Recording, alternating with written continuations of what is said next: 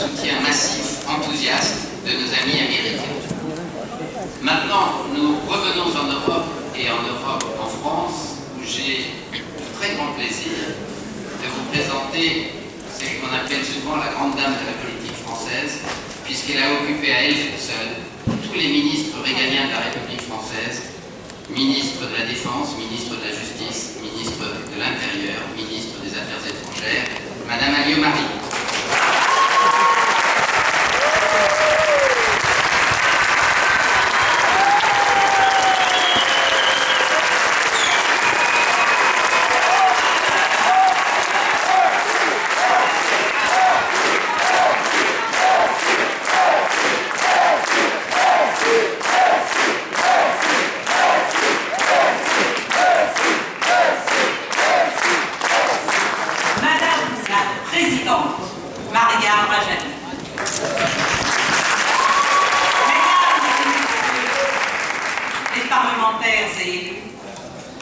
Mesdames et messieurs, bonsoir. Oui, l'Iran a besoin d'un régime démocratique et laïque. D'abord pour son peuple, mais aussi pour le monde entier. C'est ce que je suis venue vous dire ce soir. C'est la première fois que je participe à vos rencontres. Et je vous le dis très sincèrement. Je suis impressionnée. Impressionnée, Madame la Présidente, par la force de conviction, une conviction sereine, mais une conviction forte qui émane de vous. Par la force de l'enthousiasme de ceux qui vous portent et qui continueront de vous porter. Par la mobilisation internationale que vous avez réussi malgré les obstacles, malgré la communication qui s'est développée contre vous, à réunir autour de vous. Alors moi, ce soir, je suis venue vous parler de ce que, comme ministre de la Défense et comme ministre des Affaires étrangères, j'ai vu de près et ce que je ressens. Oui, mesdames et messieurs, l'Iran est aujourd'hui la première préoccupation de la communauté internationale.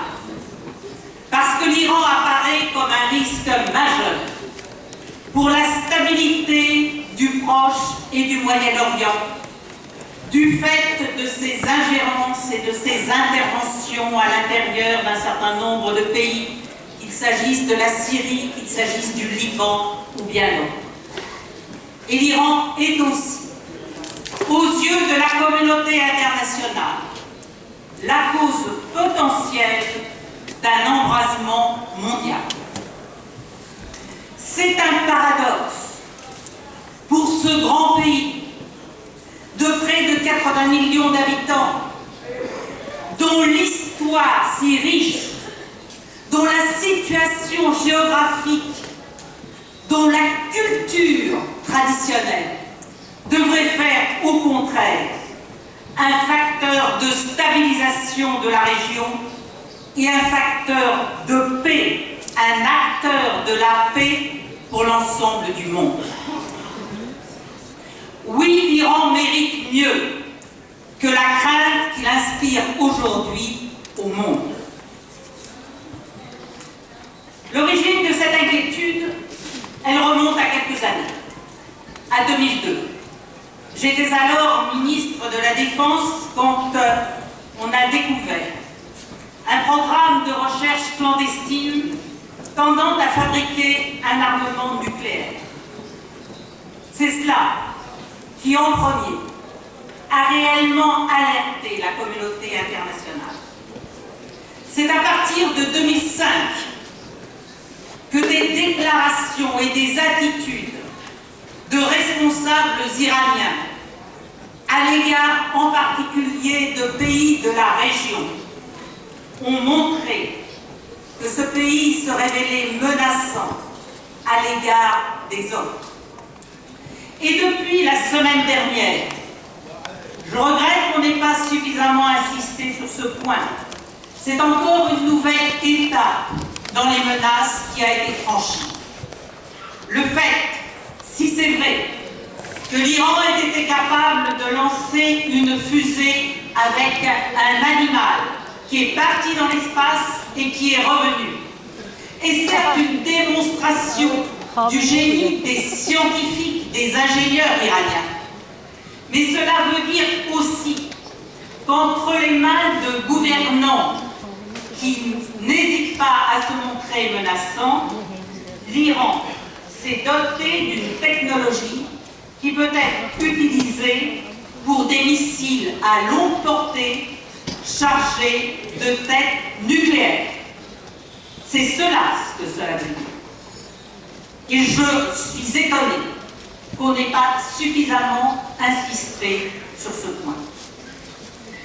Cela est encore aggravé par le refus des autorités iraniennes de respecter les engagements internationaux solennels qui ont été pris par l'État iranien à l'égard de la communauté internationale sur la non-prolifération nucléaire. Leur refus, surtout, d'accepter que des inspections des autorités internationales de l'AIEA permettent de vérifier la véracité ou la non-véracité de leurs déclarations sur le fait qu'ils seraient pour le nucléaire civil, mais pas pour le nucléaire militaire. La plus grande suspicion ne peut que résulter de ce refus de faire la démonstration devant des autorités indépendantes de ce qui se fait réellement. Les allers-retours diplomatiques qui ont été évoqués à plusieurs reprises cet après-midi font également peser la suspicion sur les intentions réelles des autorités actuelles de l'Iran. On a davantage le sentiment que les allers-retours diplomatiques, j'avance d'un pas, je recule de deux, ont essentiellement pour but de gagner du temps de façon à permettre d'aller au bout du programme militaire nucléaire. Alors je veux le dire, je n'ignore pas que parmi les citoyens iraniens, mais aussi parmi un certain nombre de grands pays dans le monde, certains ne sont pas défavorables à la possession par l'Iran de la bombe nucléaire. Parce qu'ils pensent que ce serait une occasion de reconnaître la place et la puissance de l'Iran dans le monde. Alors, il y a trois questions qu'il faut se poser aujourd'hui, ou deux questions. Et ce ne sont pas celles-là que je voudrais répondre. Pourquoi la majorité des pays de la communauté internationale sont-ils opposés à ce que l'Iran ait la bombe nucléaire? Et ensuite, quelles solutions peut-on apporter pour éviter une crise majeure dans le monde? Pourquoi d'abord? Pourquoi est-ce que nous sommes tous contre la prolifération, y compris les pays qui détiennent, comme la France, l'arme nucléaire? Parce que la prolifération, c'est l'assurance que, comme dans une échelle de perroquet, chacun voudra en faire un peu plus. Soyons clairs, aujourd'hui, on en est plutôt à essayer de réduire, voire un jour peut-être de supprimer la menace atomique. Or, chaque fois qu'un nouveau pays se dote de l'arme nucléaire, il entraîne ses voisins à faire de même. Soyons clairs. Si l'Iran se dote de l'arme nucléaire, l'Arabie Saoudite et un certain nombre d'autres pays dans la région du Golfe se doteront de l'arme nucléaire parce qu'ils ont peur ou parce qu'ils veulent garder l'égalité de puissance. Et ils ont les moyens de le faire. Et le monde ne gagnera rien à ce qu'il y ait encore davantage de pays qui détiennent la puissance militaire nucléaire. La deuxième raison, c'est justement depuis l'année dernière parce que des lanceurs transcontinentaux aggravent la menace, non seulement pour les pays voisins, mais pour tous les pays du monde.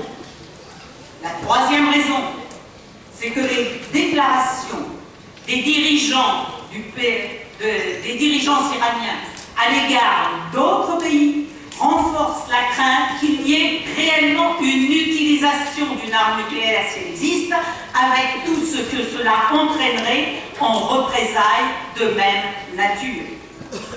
Enfin, parce que l'absence de tout contexte démocratique fait craindre une utilisation sans contrôle, voire d'ailleurs une vente à l'extérieur, notamment à des groupes non étatiques, à des mouvements terroristes, de cette arme sous une forme ou sous une autre.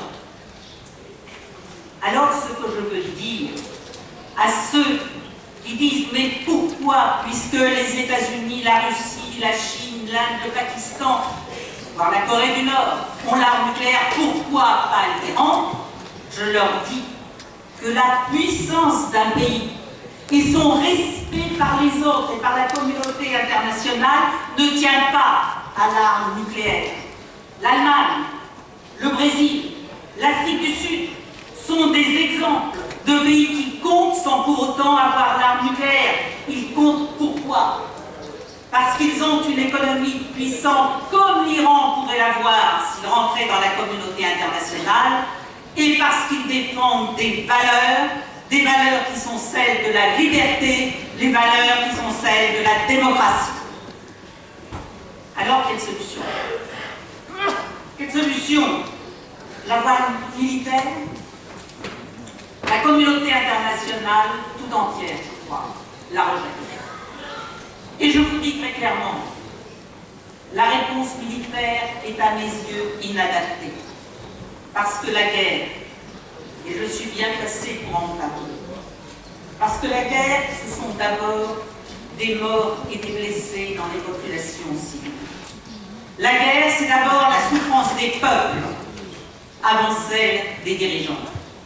Et la guerre n'est jamais une solution en elle-même. De plus, faisons attention à une chose. La guerre contre l'Iran entraînerait automatiquement une sorte de solidarité du monde musulman dans son entier probablement. Et là, nous ferions face à un risque qui est celui que nous avions en septembre 2001 et que nous avons su éviter, qui est le risque d'un affrontement entre le monde occidental et le monde musulman. Parce que même les gens qui aujourd'hui sont opposés à l'Iran risqueraient effectivement de se sentir plus solidaires si on avait l'intervention d'une coalition occidentale. Faisons attention, on sait toujours quand on commence une guerre, on sait difficilement quand on l'a fini. Je ne pense pas que ce soit comme ça. La voie de la négociation diplomatique, c'est la deuxième voie à laquelle on pense. Elle a été voulue et suivie depuis 2002, et je rejoins en cela le gouverneur Richardson, sans succès. Soyons clairs, il faut le dire. Et je le dis aussi en tant qu'ancien ministre des Affaires étrangères. Le dialogue a été souvent interrompu, et lorsqu'il a été repris, il n'a jamais conduit à rien de concret. La voie des sanctions a parfois conduit le régime iranien à revenir autour de la table, à laisser l'AIEA pénétrer sur son territoire, mais non pas à la laisser mener les inspections qu'elle était en droit de mener.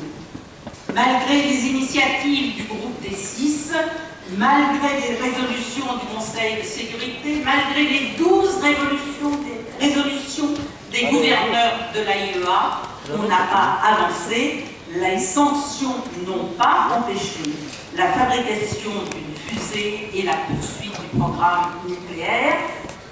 Les sanctions, c'est vrai, pénalisent l'économie.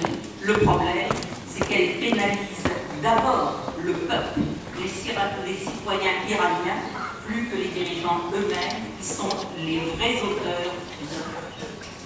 C'est donc, oui, vous avez raison, Madame la Présidente, c'est donc de l'intérieur qu'il faut faire évoluer la situation.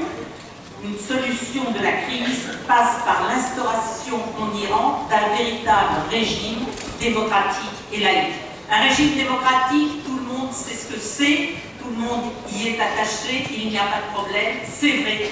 C'est la reconnaissance de l'égalité des citoyens et particulièrement de l'égalité des hommes et des femmes. C'est la reconnaissance de la liberté de parler, la liberté de penser, la liberté de croire. Et la laïcité, qui est d'ailleurs, je le dis, mais nos amis américains sont partis, souvent un concept qu'on considère comme très français et qu'on ne comprend pas toujours. Eh bien, qu'est-ce que c'est? Ça n'est pas de dire on refuse aux gens de croire, c'est exactement le contraire. C'est de dire chacun peut croire. Mais les autorités gouvernementales ne sont pas les autorités religieuses. Il y a une distinction entre l'ordre politique et l'ordre religieux. Et je pense qu'on peut reprendre la bonne définition de la sociologue et philosophe Dominique Schnapper. La distinction de l'ordre politique et de l'ordre religieux est un principe fondamental de la démocratie, ce qui n'empêche pas d'ailleurs qu'existe un véritable dialogue, qu'existe même une collaboration entre l'État et les groupes religieux. Mais nous sommes dans deux domaines différents. Seul un tel régime politique peut rétablir la confiance de la communauté internationale et permettre au grand pays qu'est l'Iran de jouer tout son rôle dans le monde. C'est votre combat, Madame la Présidente. C'est le combat de tous ceux qui, dans le monde, se battent avec vous pour la liberté et pour la démocratie.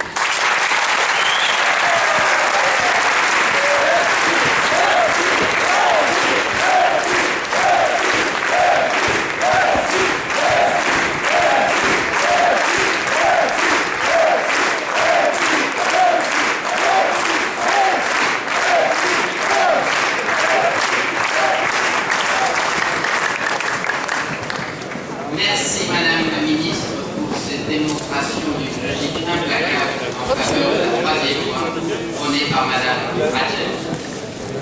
J'ai maintenant le plaisir d'accueillir